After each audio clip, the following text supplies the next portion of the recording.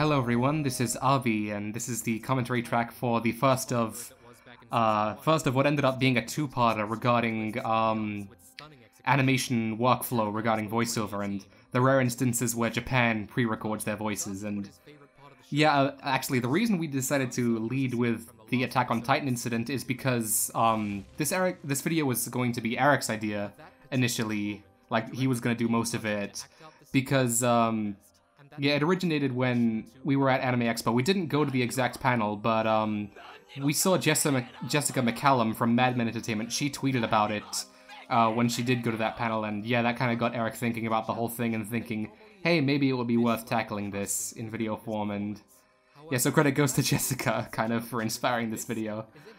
But yeah, I guess this whole thing was a bit of a touchy subject, so I knew that we were going to be tackling this, but I didn't think we'd be doing it so soon, because it's like the whole thing of like, oh, the US is better than Japan because they use a method that makes more sense, but I don't know. On the other hand, I don't really like giving into that kind of narrative.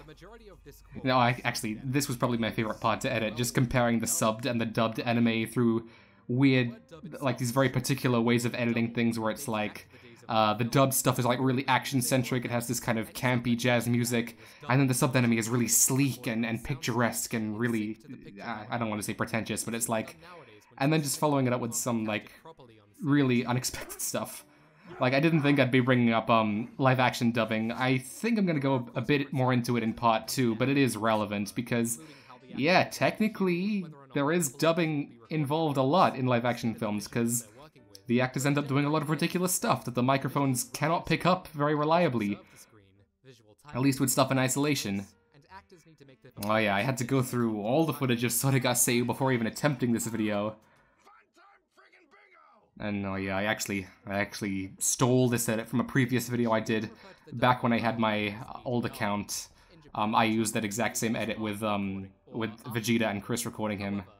Oh yeah, this was like one of the last minute things with like the news style scrolling text at the top, where I figured out that I kind of just found on my own that like if I was to talk about foreign anime dubbing in Japanese, the better term might be atereko instead of afureko, because atereko is when you apply a voice to a voice that already existed.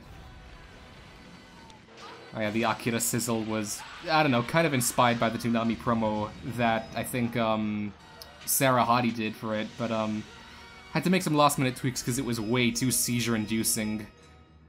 And yeah, when it came to including footage from the documentaries, I was tossing up between whether to like blow it up to full screen or to have the blurred background on the sides, but eventually I decided to just go with full screen just to keep it more focused, since I'd constantly be cutting back and forth between widescreen and 4:3 footage. It's just like, let's just keep it for one for this video, maybe. I think the only real particular, I think it kind of depends on the video, because I've been thinking like, if we do a video about like Dragon Ball and the different kinds of edits, then we're going to have to specify, and the different kinds of releases, we're going to have to specify, this one was was released in this aspect ratio, this one was done in that aspect ratio, etc, etc, but thankfully, that wasn't a huge issue with this video. The main problem with editing AKIRA is actually that it leaves you way too much choice, because, like, all of it is so good, and not only that, but I figured out it's one of the few, Japanese audio tracks, well, I guess a lot of movies they do are done in 5.1 audio, but for this 5.1 mix, there was no music in the central track, and, like, there was the majority of the dialogue audio, and enough of the sound effects audio that I could, like, pretty convincingly, like, take the music out. And that was a big thing. Oh yeah, that's right, the lip sync Sakuga, I guess. Yeah, it's so frustrating because I knew there were a lot of examples, but when it came to actually looking for them, it's like, oh crap, where do I go? Where do I look? Because it's like, you remember individual shots very easily where it does happen, you just don't remember the shows, so I was looking a lot through a bunch of Kyoto Animation titles, and well, actually, Kobayashi was not the first thing that came to mind. I was thinking of like something more dramatic, like Euphonium or something, and I just couldn't find it. And yeah, I guess that kind of edit was a little bit of a way of like saying, I think that was why they decided to do the Attack on Titan thing. I think that was the intent. And then came all the Disney stuff. Well, not just the Disney stuff, but you know, the Western animation stuff. But I wanted to start off with Disney because that's an edit that I think is very, I don't know, efficient at communicating how like Western audiences are so predisposed to prelay that we just consider it normal. And this is something I think I might touch on in the second part. Again, it's not fully written as of recording this, but yeah, because this is all we've ever known, maybe that's why lip sync seems weird to us. Like in our video on lip flaps, we got a lot of comments saying that why doesn't Japan just do it like Disney does, where it actually has individual words formed? It's weird and I can't take it seriously. It's like, I don't know, I don't completely agree with that. I think it's possible to take it seriously because obviously the quality of the acting, and also the lip sync can be matched well. Like there is such a thing as badly matched lip flaps, but I guess we'll get to that in a bit. Oh yeah, that's before I forget, I talked over James L. Jones's quote. I was going to include one from the guy who plays Scar, Jeremy Irons, but he just takes so long to say anything that I just nah. I just thought like, okay, maybe James L. Jones says it enough. And to be fair, I included a quote coming up right now from Andrea Stasia, who was the supervising animator for Scar. And I wanted to be careful with bringing up supervising animators because it is something that is quite closely tied to prelay, but I just don't know when and where it is used. Like, I know, of course, obviously for all the Disney classics, it's used, and that's kind of like a big point of comparison some people make between Western and Eastern animation, where it's like, with a lot of Disney cartoons, or Disney films, there would be supervising animators, and in anime all the time, it's like, entire cuts are done by different people. And yeah, this was totally just an excuse to include Kingdom Hearts. It's not really that significant, but it's just so weird to think about. There's like this limbo of properties that are not really IPs that are shared between countries like Kingdom Hearts, where it's like it borrows heavily from American IPs, but is made in Japan, or even Miraculous Ladybug, which is really weird because it originates in France yet has English lip sync, and like obviously Sonic, which is kind of done prelay in America despite being a Japanese IP, but that's something I want to get into a later video.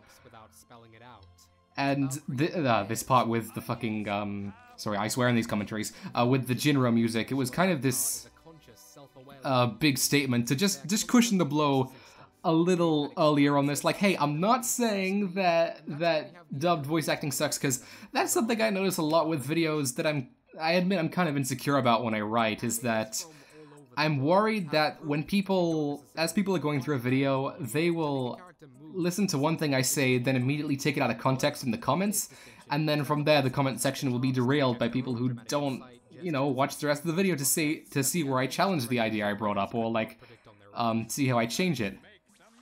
Yeah, Robin Williams was an inevitability to bring up because, like, it's something that can only be done in prelay, and I don't know, there have been examples of improv in anime, obviously, which I'll get to later in this video, but in terms of the capacity, I'm not sure if it could be done to the same extent, because I saw some sources saying that, like, ad-libbing was seen as a sin in anime, but I saw other sources that say that, hey, there are some dedicated anime fans that try to track down the original scripts of anime because of all the ad-libs that the seiyuu do, so I didn't really know which source to trust, so I just kind of left it, and kind of just went for this middle-of-the-road thing, which probably wasn't the best thing to do, but again, I just, like, when it came to getting resources, we only had so much money to spend on the translation, and so I just didn't want, us to blow our load just on facts that we might not end up using, because a lot of the facts that we got from the translations we commissioned,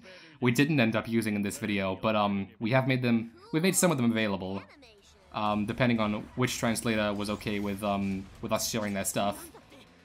And yeah, this is the real sticky part that I knew had to be brought up at some point in either of the two parts, because with incomplete animation there is always the chance that the voice actors will have some influence, and it's impossible to gauge on a case-by-case basis because who knows? Things just happen. Actually, just recently, before I started recording this commentary, I saw and tweeted out a link to a Sakagaburu article about the production for Makia, which I'll bring up near the end of this video, where it was revealed that what happened was like an animation ad-lib that wasn't in the storyboards, but was done according to the voice acting. So yeah, that's something that we didn't include in time because all I used was like a vague comment from Yuki Kaji, which I forgot to show on screen, but it is in the description if you go checking for it.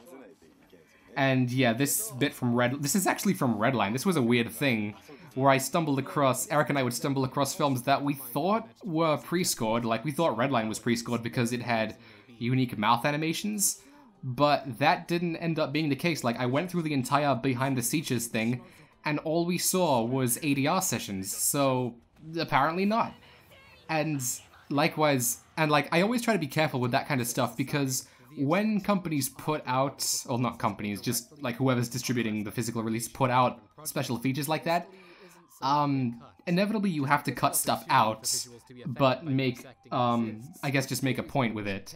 So maybe there was some pre-scoring done in Redline, but they didn't show that, and that's also something I got into a bit of trouble with later on, because I made the claim that I did one of those like TV scrolling things at the top where I tried to like cushion saying, hey, I don't know that My Neighbors the Yamadas uses or what it used pre-scoring for and what it used ADR for. All I know is that in the behind-the-scenes featurette, they had footage of some characters doing pre-recording and some doing dubbing, so that's all I know. I just wanted to put it in there for security's sake. But I actually got the guy who subs our videos for Nico Nico Doga, which is a whole other story. He messaged, no, he didn't message. He tweeted at me saying, "Hey, I looked up on the Studio Ghibli Diaries page, which was all in Japanese, of course, that that it was partially done, pre-recording and dubbing were done partially because of the convenience based on what was done in terms of animation at the time." So yeah, that was just an assumption on my part, what was in the video, but I guess when he uploads it to Nico Nico Doga, he'll correct it. Oh yeah, and we just passed the Detroit Metal City section, and that was interesting to edit because I forgot, after not watching it for a bunch of years, that yeah, 80% of the jokes in that show are rape jokes, and I am not tone deaf, and I do not want to start a bunch of shit, so I just tried to like, took quite a while to find jokes in that show were not rape jokes. And, oh yeah, if you're wondering why the editing in this particular segment is kind of rushed, is because it kind of sprung up at the very last minute. Actually, I'll be honest. I know a lot of people comment about how they like the editing in this video in particular, and I'm very appreciative of that, but to be completely transparent, the editing of this video was very rushed. Because there's a lot of stuff that I was trying to do that never made it into the final product, and I was trying to get more ambitious with editing techniques that I don't usually try, and yeah, a lot of it just didn't work. Like I think, as you can tell from all the sliding text, like that little bit I just did there, I was trying to incorporate easing more, because I used to hate on-screen text in my videos. I couldn't make it look good, but it's like, hey, with easing I can make it look good, so that's why there's a lot of easing and split screens in this video, but I was trying trickier stuff, and a lot of that didn't work, but it did take a lot of time, so I just had to get something done to make sure this video got out in time, but even then it was delayed like 3 times, and part 2 is also gonna be delayed, sorry, but we're gonna try and get it and a couple of other videos at least out before the end of the year. I'm not quite sure when this commentary video is gonna go up, so yeah. Oh, and handling this Isao Takahata bit was a nightmare, because obviously, yeah, there's the little My Name is the Islanders thing I was talking about a few minutes ago, but like, this whole Isao Takahata thing, I really didn't know what to do with it, because on the one hand, yes, I did want to honor the fact that he recently left us, and that his legacy speaks absolute volumes, but on the same token, there was that news coming out that Takahata wasn't particularly good with how he treated the other people who worked on, well, not just on his projects, just at Studio Ghibli in general, particularly that his rigorousness was responsible for Actually, I won't go into it too much. There was a whole controversy about that news break as well because of the source it came from. Yeah, so, I don't know, if you really want to know, just contact me privately and we'll talk about it, so, yeah. Yeah, that's right, Komatsuo's pre-scored section was actually kind of fun. I thought I was gonna use the Groovy Duel from Gundam Thunderbolt, but I actually built the entire segment for this around this scene in Kurenai. Because if you notice, the music plays seamlessly throughout, but that's because I couldn't take the music out of this original Kurenai scene, so I built the rest of the section using the same track from the show by Ken Muramatsu, and just tried to make it seem like it was completely seamless. And there's a little bit of a break in symmetry coming up soon, but for the most part it worked out well. Komatsuo's shows are so weird. Like, I like Gundam Thunderbolt a lot, but I don't know, there's just something strange about how his shows present themselves, and I kind of like it, honestly. I've only really seen Gundam Thunderbolt all the way through. I've seen bits of the others, but... Oh yeah, and yeah, this video was also interesting because it had me dealing with a lot of shows that I don't like, but shows that I don't like, but shows that I think are important for discussion, like... Kotaro Ushidate stuff, honestly, is not my thing, but I didn't want it not being my thing to get in the way of discussing an important issue, and maybe for people who do like this stuff, it's like of course they deserve to appreciate how their favorite shows, well, maybe not their favorite shows were made, but shows they like were made. So, yeah, and Himote House screwed me over real good, because there was only one episode out at the time I made this video, and it was like, okay, the week before this video is going to be uploaded, I need to write in the fact that Himote House is his most recent work. Because, yeah, it's like, if I didn't... Like, if I was gonna do a section on Kotaro Ushidate and I missed his most recent show, that'd really make me look like an idiot. And yeah, the whole reason I had this whole improv section to the backdrop of Spike's whistling is because it was improv'd in the original Cowboy Bebop by Koichi Yamadera. So I guess I just wanted that to be a little subtle nod to the fact that improving is still possible with locked-in visuals, and maybe it would have been a better idea to use English dub bloopers, because, yeah, that is technically improv, that is done in the flaps seamlessly, and I have no idea how they do that, they're just amazing. And yeah, this is the part I was most anxious about people coming across and getting the wrong idea, that like, oh, so dubbing will never reach the same heights of pre-scoring, and it's like, well, I guess you can look at it like that if you want, but at the same time, good acting is good acting, so... You could argue that as long as the illusion is seamless, then it doesn't matter, but I don't know, that's something I need to refine for the Part 2 script, and yeah, I really don't know how I'm gonna cross that bridge. It's like, it's just that dubbing is kind of a reality of anime, it's just gonna be inextricably tied to it. But at the same time, I also think it's a shame when people don't realize that pre-scoring occurs in a lot of these anime like Recovery of an MMO Junkie, which do just use 3 flaps. Heck, all of Komatsuo's shows regularly use the 3 flaps, but they are pre-recorded, so there's an element of timing in those shows that doesn't come across visually, but is there, that I think people can feel, but I think it's worth giving credit to the workflow itself, not just the voice actors. To make this possible, not to devalue the work of voice actors, obviously. And this part as well, even with the CG, it's like, there was another CG anime that I found out wasn't, I don't think was pre-scored, that was Final Fantasy Advent Children, where it's like, I went through the behind-the-scenes feature, and all there was footage of was the ADR sessions. And like, even Tifa Lockhart's Seiyu mentioned that, that, like, when she was recording, it's like, I was trying to do my part, but I was getting so distracted by the visuals, so that implies they did it all with after recording, which was kind of weird to me. Like, maybe they did it with motion caption actors, and then had the actual cast dub over in post, but yeah, that's kind of, a slippery slope I was coming off with, even with the presentation of this section, like, making it out like CG is the future for pre-scoring in anime, because there are some titles that maybe don't use it, and yeah, as we'll see later on in this video with Yukio Nagasaki's work on stuff like the Harlock film, which is, I don't know, some people will just say, well, why do they do that? It must be stupid. It's like, I don't know, that's the thing, I don't want to speak on behalf of Japanese creators, because I am so far away from that in terms of, like, one, I'm not Japanese, two, I'm not a creator of that caliber in any sense of the word, so who am I to say what would have been best, or, like, what the best thing to do was, given the circumstances.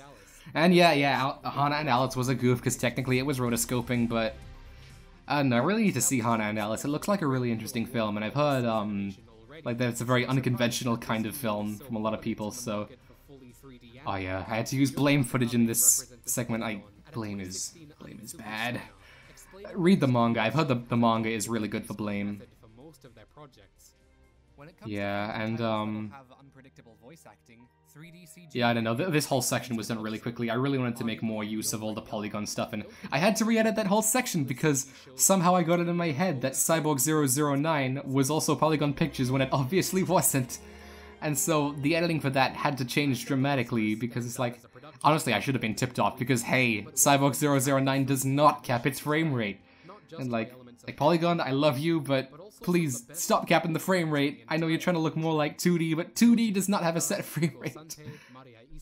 Yeah, and oh yeah, Land of the Lustrous, this whole part too, it's like, it's really hard to justify when it comes to editing these parts because you want to do the best justice you can for these good shows, but since it's only coming up for a moment, is it really worth investing that much time in, like, doing selects and going through the source material to get the best cuts and edits possible if it's going to be such a short part in the long run? And it, honestly, a pretty inconsequential part, because I could have skipped over this segment altogether, honestly, but I just thought, like, if I'm going to cover the benefits of pre-scoring, you can't not talk about Land of the Lustrous, because not only was it pre-scored, but it had some of, like, the best actors, like, actresses, like, the cast was so friggin' stacked, like, you have no idea, so it's like, if there was a case to be made by pre-scoring, I think it would be Land of the Lustrous, honestly.